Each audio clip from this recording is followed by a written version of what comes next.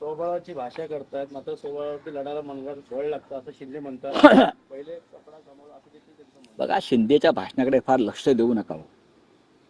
कधी एक पुस्तक तरी वाचलंय का? पेपर तरी वाचतो का हा माणूस?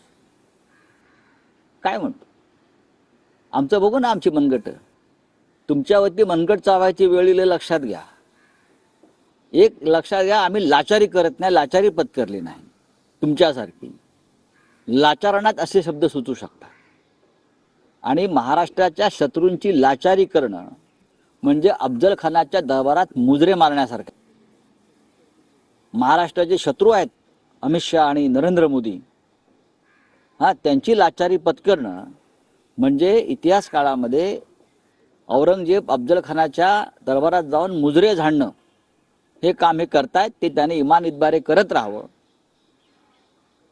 हा पैसा भ्रष्ट मार्गाने मिळवला आणि सत्ता तुम्हाला प्रतिष्ठा कधीच मिळवू देणार नाही या राज्यामध्ये. तुम्ही तात्पुरते आहात. ज्यांनी तुम्हाला आधी पदं दिली आहेत ते तुमची पदं काढून घेतील आणि तुमच्यातलेच लोक त्या पदावर बसवतील. अशा हालचाली दिल्लीत सुरू आहेत. काल तुमच्या मेळाव्यात देखील काही आमदारांनी खासदार अनुपस्थित होते, त्यामुळे वेगळी चर्चा सध्या सुरू झालेली आहे.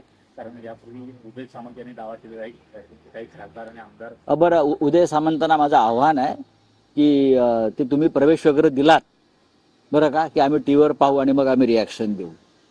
तुमचे सांभाळा आधी आणि तुम्ही स्वतःला सांभाळा. मला तोंड उडायला लावू नका. माझ्याकडे सगळी माहिती आहे कोण जात आहेत आणि कोण राहत आहेत ते. माझ्याकडे जी माहिती आहे ती कदाचित त्यांच्याकडेही नसेल. किंवा आमचे काय जात आहेत येत आहेत ना, आमचा सगळा गाळ गेलेला आहे. जे राहिले आहेत ते राहणारच आहेत. जाणार कोण? ज्यांनी आमच्या पक्षाशी बेईमानी केली ते कोणाचेच नाही, ते जातील तिकडून.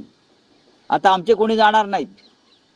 अनेक वादळ संकट पचवून ते आमच्या बरोबर आहेत, पक्षाबरोबर आहेत, बाळासाहेब ठाकरे यांच्या विचाराबरोबर आहेत.